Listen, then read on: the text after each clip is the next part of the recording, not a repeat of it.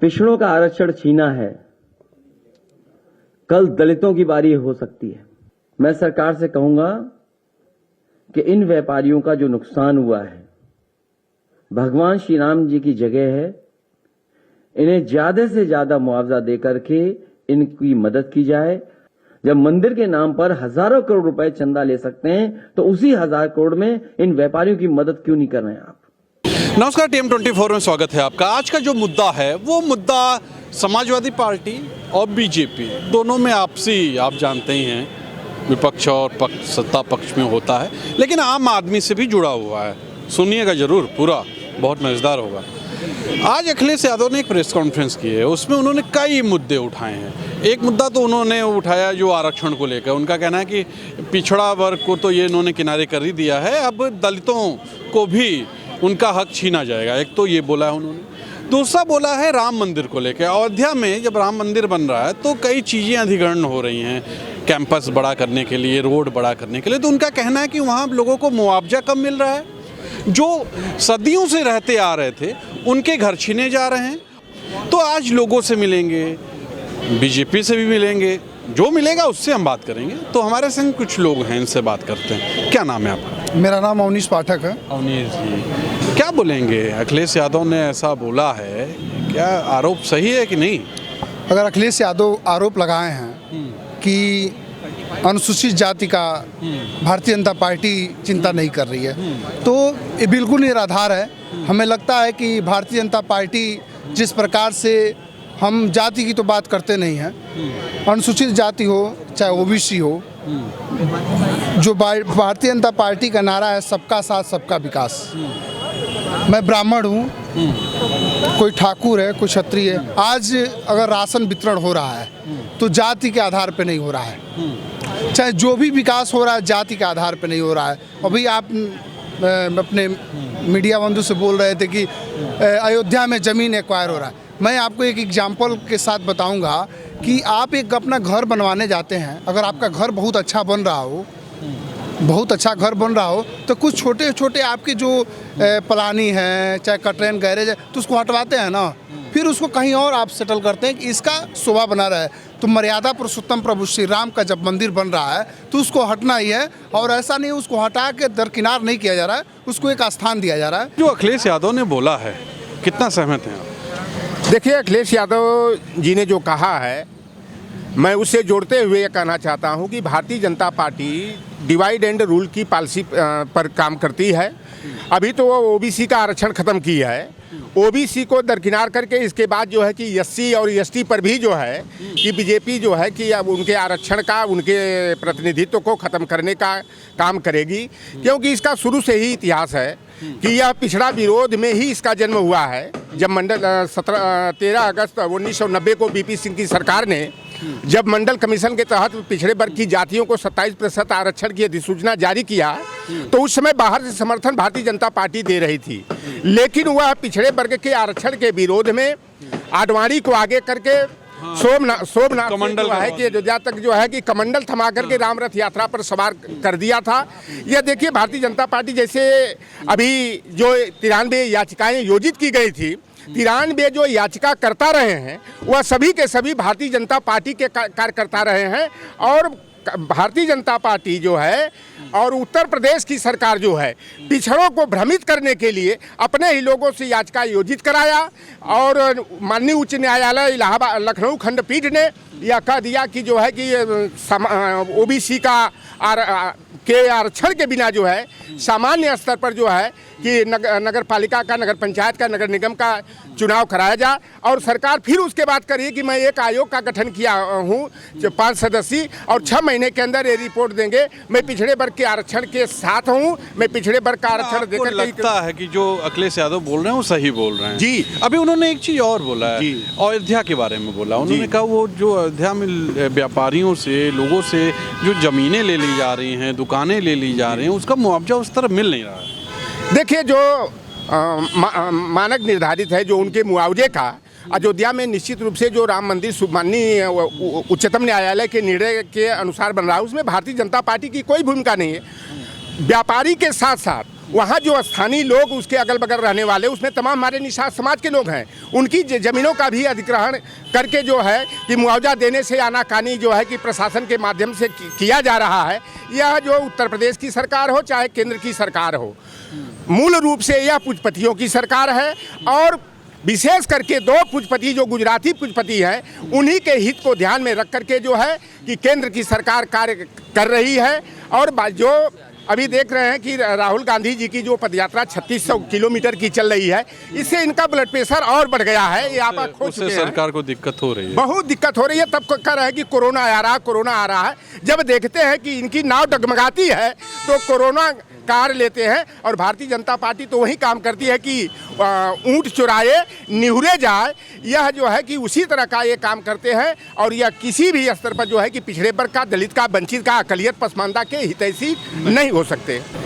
अब आरोप का तो मैंने नहीं देखा है, लेकिन अखिलेश जी अगर कुछ कह रहे होंगे तो कुछ सोच समझ के उन्होंने बोला होगा।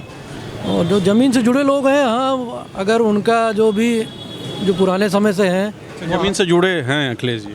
हाँ, ज़मीन से जुड़े तो है। ये अखिलेश यादव जमीन से जुड़े हैं। तो ऐसा नहीं है, अखिलेश जी ने ऐसा नहीं कि काम नहीं किया, आगे भी वो करते और आगे भी उनकी करने की इच्छा तो है ही है, ऐसी बात नहीं है। अब वो ज़बरदस्ती उनको वाई और एम फैक्टर में ज़बरदस्ती बांधने की कोशिश करी जाती है, ऐसा नहीं है। वो भी आगे अगर आएंगे तो काम तो अच्छा करेंगे ही, और काम उन्होंने किया होगा डेफिनेटली। और दूसरी बात, अगर वो राम मंदिर को लेकर के कि भूमि ग्रहण गलत हो रहा है या नहीं हो रहा है, तो मुझे लगता है आसपास के इलाकों में जो रहने वाले लोग थे उनसे सस्ते में मकान ले लिया जा रहा है और उनको उतना मुआवजा नहीं मिल रहा, ये उनका कहना है। क्या कहेंगे पड़ेंगे अब इस बारे में तो देखिए, मुआवजा कितना मिल रहा है, क्या मिल रहा है, ये तो नहीं ऐसा नहीं है। ऐसा होता तो जो उन्होंने वो कहते हैं कि हमने कहा है कि वो वहाँ जाएंगे, वहाँ का दौरा करेंगे। वो जो कह रहे हैं आगरा एक्सप्रेस वे भी जब बनाया गया होगा तो ऐसी मांग उस समय भी उठी थी कि लोगों को मुआवजा नहीं मिल रहा है, किसान परेशान है। तो ऐसा नहीं है, वो अलग बात है, उनका सोचने का नज़रिया है, नेता आदमी है तो वो बोलेंगे ही। सरकार की आलोचना उनका धर्म है, करना भी चाहिए।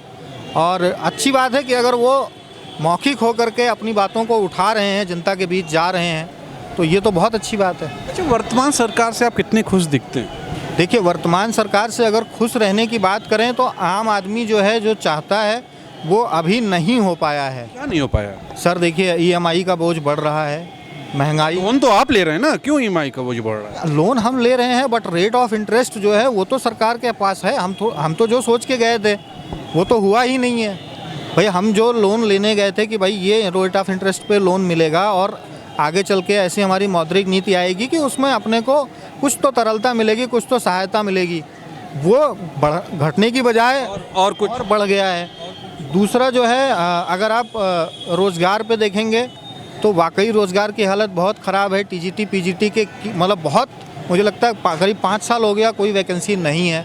अगर वैकेंसी आई भी है तो एग्ज़ाम अभी तक हुआ नहीं है। और ऐसी बहुत सारी चीज़ें हैं। पुलिस में भी भर्ती देख लीजिए, बहुत टाइम से नहीं आई है। लेखपाल की भर्ती भी मुझे लगता है 1 या 2 बार आई है। तो भर्तियों में थोड़ा इनको ध्यान देना चाहिए। हर ज़िले वाइज, अगर आप इतने ही जागरूक हैं, इतनी अच्छी सरकार हैं, तो ज़िले वाइज आप आंकड़ा निकालिए कि पर पॉपुलेशन कितने डॉक्टर हैं, कितने टीचर हैं, वो निकालिए, कितने पुलिस वाले हैं, उनकी भर्ती करिए। सरकार को आप 10 में से कितना नंबर है? देखिए, झुकाव मेरा बिल्कुल इसी सरकार की तरफ से है। और अगर उस झुकाव से आप पूछेंगे तो 6 से 7 नंबर मिल जाएंगे। ये चुनाव आयोग ने जो आरक्षण वाला मुद्दा है OBC का, ये तो सरकार की एक सोची समझी चाल है। सरकार को आयोग बनाना ही था तो वो पहले भी आयोग बना सकती थी, उनको कोर्ट जाने की क्या आवश्यकता पड़ी। तो कहीं ना कहीं तो सरकार की खामियां ही, और ये चुनाव को टालने का एक तरीका है। क्योंकि उससे क्या फ़ायदा क्या हो जाएगा? अब उनको, जैसे कांग्रेस का भारत जोड़ो यात्रा, राहुल जी की ग्लैमर, अखिलेश यादव की जीती हुई सीट, तो उनको लगता है कि विपक्ष कहीं ना कहीं मजबूत हो गया है और सत्ता पक्ष कमज़ोर हुआ। जो इतने भी उपचुनाव हुए, देखिए उपचुनाव में 1 सीट के छोड़ के बाकी सीटें हार गए, 1 स्टेट ये हार गए अपना। तो क्या लग रहा है कि बीजेपी को ये लग रहा है, डर लग रहा है आपको? ऐसा लगता है बीजेपी डरी हुई है, वो डरी हुई है। तो क्या बाद में मजबूत हो जाएगी जिस वक्त वो रुकवा के चुनाव? ये अभी आपस में ही डरे हुए हैं, ये चुनाव कराने से भी भाग रहे हैं। ये अभी फिर वही राम मंदिर और अयोध्या काशी यही कुल लाएंगे, धार्मिक उत्पीड़न, वही उन्माद उठा के बड़े आगे बढ़ेंगे जैसे कि इनका पीछे का रिकॉर्ड रहा है। वो कॉरिडोर बना रहे हैं, उसमें उचित मुआवजा व्यापारियों को नहीं दिया जा रहा है। अखिलेश यादव हो या कोई भी विपक्षी हो, उन्होंने कहा कि जो निर्धारित मूल्य है उस निर्धारित मूल्य का जो सेंट्रल गवर्नमेंट का एक जियो पास हुआ था कि निर्धारित मूल्य का हम 5 गुना देंगे, 2 गुना देंगे, ये क्या कर रहे हैं उसका न्यूनतम रेट लगा के और कम से कम उनको दे रहे जो बाजारू मूल्य से बहुत ज़्यादा कम है। क्या बोले? देखिए, पहले तो अखिलेश यादव जी का जो बयान है, जो समाजवादी पार्टी के राष्ट्रीय अध्यक्ष हैं, वो बिल्कुल बेसलेस है, तथ्य से परे है। उन्होंने बिल्कुल गलत एलिगेशन लगाया, इस तरह की कोई चीज़ नहीं हुई है। और दूसरी बात, जहाँ तक आरक्षण की बात करें, निकाय चुनाव में आरक्षण की बात करें, तो योगी आदित्यनाथ सरकार आरक्षण के प्रति कटिबद्ध है। और जैसे ही देखिए हाईकोर्ट का फैसला आया डबल बेंच का, तो उसके बाद जो है उन्होंने सीधे सीधे ये एक इसका गठन कर दिया, बाकायदा एक आयोग का गठन कर दिया। जो राम अवतार सिंह जो रिटायर्ड जज है, उनके अंडर में 5 लोगों की कमेटी बनाई गई है जो 6 महीने के अंदर अपना डिसीजन देगी। और ये चुनाव, जब तक आरक्षण प्रक्रिया लागू नहीं हो जाएगी निकाय चुनाव में, तब तक उत्तर प्रदेश में निकाय चुनाव नहीं होंगे, पहली चीज़। और दूसरी चीज़, एक बात और तय समझ लीजिए, आज़ादी के बाद से अगर आप देखें तो 20 साल के लिए आरक्षण व्यवस्था लागू की गई थी, लेकिन आवश्यकता अनुसार उसको देखते हुए उसको बढ़ाया जाता रहा। और देश में अगर बैकवर्ड क्लास की बात करें, ओबीसी की बात करें, जिस मुद्दे पे आज बहस हो रही है, तो देश में 49% ओबीसी हैं और करीब 12% सवर्ण लोग हैं और करीब 14% मुस्लिम हैं और 15% 16% के लगभग दलित समुदाय के लोग हैं और करीब 8% जो हैं करीब आपके मतलब शेड्यूल ट्राइब्स हैं। तो ये इस तरह का एक आंकड़ा देश में है, तो उसी को देखते हुए आरक्षण की व्यवस्था की गई है और 27% आरक्षण आपके ओबीसी लोगों को दिया गया है। तो देखा आपने किस तरह लोगों ने बोला, अखिलेश यादव ने जिस तरह प्रेस कॉन्फ्रेंस की, जो बात कही, इसी बात को लेके आज लोगों से बात हुई और सीधे तौर पे लोगों ने अपनी प्रतिक्रिया दी। कई लोगों ने अखिलेश यादव के पक्ष में बोला, कई लोगों ने बीजेपी के पक्ष में बोला, सीधे तौर पे आपने देखा। तो चलिए, आज का मुद्दा यही था। कल नए मुद्दे के साथ आपसे मुलाकात होगी, तब तक के लिए कैमरा पर्सन विक्की विश्वकर्मा के साथ तुषार शर्मा का नमस्कार।